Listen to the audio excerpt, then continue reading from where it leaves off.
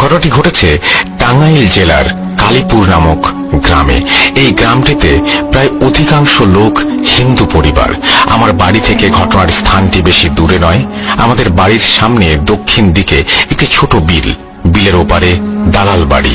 দালাল বাড়ি নামে ওই জায়গাটি সবাই চেনে। বাড়িটির নাম দালাল বাড়ি হলো কেন সেটি আমার অজানা। বাড়িটি এখনো পরিত্যক্ত অবস্থায় আছে। ঘটনাটি ঘটে আজ থেকে 35 থেকে 40 বছর আগে।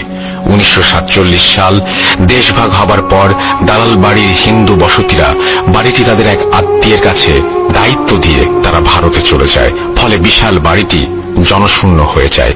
বাড়িটির পূর্ব দিকে বিশাল বাঁধানো পুকুর, দক্ষিণ দিকে গাইজা বাড়ির খাল, পশ্চিম দিকে জঙ্গল এবং উত্তর দিকে ছোট বিল।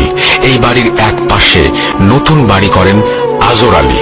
আজর আলী খুব সাহসী লোক ছিল, তাই সে প্রতিদিন রাতের বেলা মাছ ধরতে সেই দালাল বাড়ির বিলে যেত। ছোট একটি ডিঙি নৌকা নিয়ে সে মাছ ধরত। প্রতিদিনের মতো সে রাতে খাবার শেষ করে বউকে বলে, কই গো, আমাকে একটি পান দাও।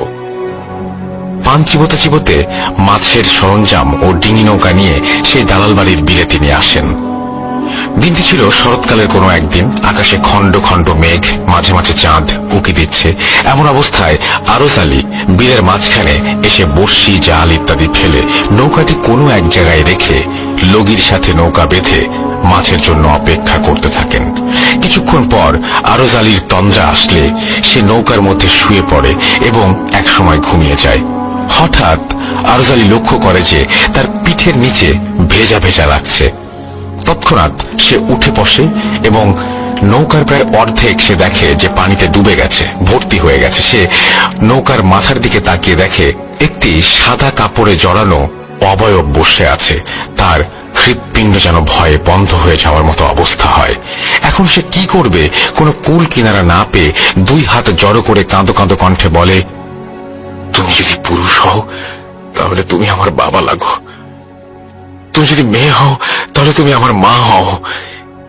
এই কথা বলার পর সেই কণ্ঠটি বলে ওঠে, বড় মুশকিলে ফেলে দিবি। আজ তোর শেষ দিন। তোর জন্য আমার বড় সমস্যা হতো, কিন্তু তুই যখন আমাকে মা ডাকলি, মা কি সন্তানকে মারতে পারে? যা, আমি ছেলে হিসেবে মেনে নিলাম। আজ থেকে তুই আমার ছেলে। তুই খুব ভয় পেয়েছিস, আজকে আর মাছ ধরার দরকার নেই। তুই বাড়ি যা। কাল দুপুরে ঘরের সিলিং এর মধ্যে একটি নতুন পোলো, মাছ ধরার বিশেষ যন্ত্র বেঁধে রাখবি। আমি তোকে চিকিৎসা দেব, আর তুই 3 দিন কোনো মাছ মাংস খাবি না। রাতের বেলা থেকে আজর আলীর জ্বর আসে এবং সে অবয়বের কথা মতো সিলিংয়ে একটি নতুন পোলো বেঁধে দুপুরবেলা খাটের মধ্যে শুয়ে থাকে। হঠাৎ পোলোটি যেন দুলতে থাকে এবং আরজের গায়ে ঠান্ডা বাতাস লাগতে শুরু করে। এভাবে আরজ আলী 3 দিন চিকিৎসা নেয় এবং জ্বর ভালো হয়ে যায়। তারপর থেকে আরজ আলী প্রতিদিন মাছ ধরতে যেত নৌকা নিয়ে। নৌকাটি বেঁধে যখন আরজ আলী বসত, ঠিক তখন অবয়বটি সেই দালাল বাড়ির একটি বিশাল গাছ থেকে বাতাসের ভর করে নৌকার মাথায় এসে বসত এবং দুজনে সারা রাত কথা বলতো, প্রচুর মাছ ধরত। এভাবে আরজ আলী তার মায়ের সাথে প্রতিদিন রাত্রে কথা বলতো। কিছুদিন পর হঠাৎ একদিন অবয়বটি রাত্রে আজর আলীর নৌকা এসে বসে। আজর আলী তার মায়ের সাথে কথা বলে, কিন্তু এবার তার মা যেন চুপচাপ, কোনো কথা বলে না। একটু ভয়ে ভয়ে আজর আলী জিজ্ঞেস করে, মা, আজ তুমি কেন কথা বলো না? তাহলে তুমি কি আমাকে আজ মেরে ফেলবে?